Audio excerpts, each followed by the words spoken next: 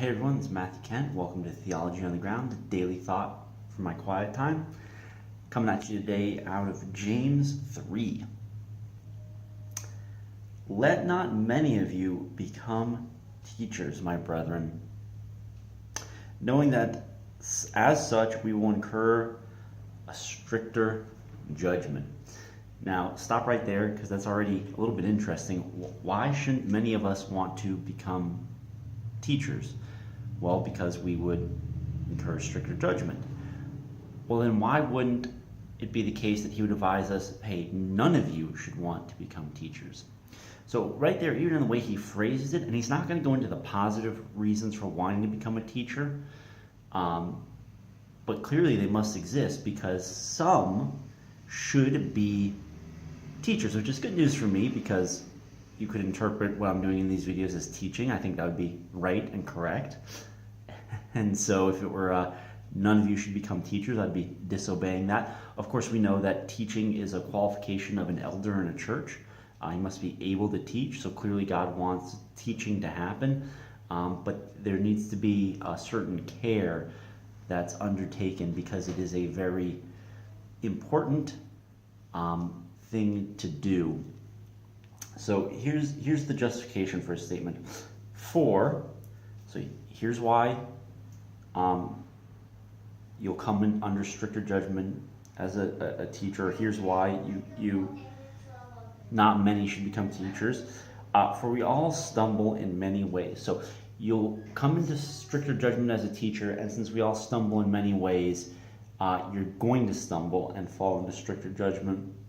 If anyone does not stumble in what he says, so now we're talking specifically about words, which of course is relevant for teaching, he is a perfect man, able to bridle the whole body as well.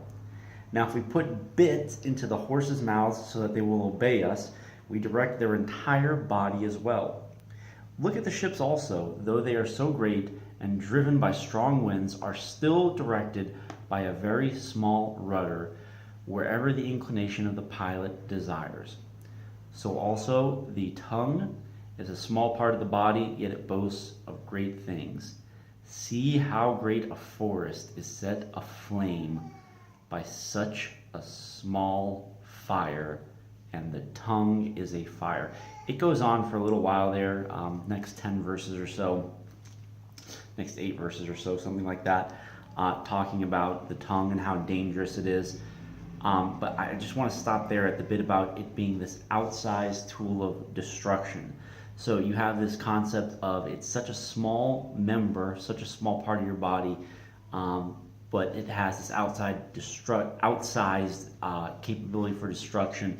Okay. See how, hey Elijah, see how great a forest. You want to say hi to the camera, buddy? Yeah, we'll go get some clothes on. I'll be right there, buddy. All right, my son's woken up, so I'm gonna make this brief. See how great a forest is set afire by such a small flame. So anyways, the big point, the big takeaway there is you need to be really, really, really careful with what you say. One reason is that you can't ever fully unsay what you say. You can apologize for it, but you can't unsay it. And because there's always the potential for this disproportionate destruction and devastation from your words. So one of the reasons why the Bible advises you to be slow to speak is because you can really do a lot of damage with your words. Now, the other side of this, though, would of course be, and he's going to go on and cite things like, hey, with the one tongue we, bless God, but we curse the person who's made in the image of God. And so I think, one of the answers is that, you be slow to speak, and then when you do speak, you really focus on other parts of the New Testament will talk about, having the speech that edifies, so that it, may impart grace to the hearers. So you really need to focus on when you're talking, is this speech going to be something that builds people up and that's useful to them, or is this in any way self-serving? Because if it's just self-serving, there's probably going to be negative consequences for others, even if you can't think it through at the moment. So those are the thoughts for the day. Be careful about what you say. And hey, if you don't know for sure that you should become a teacher, maybe don't. All right. Lord willing, I'll talk to you guys again tomorrow. Blessings.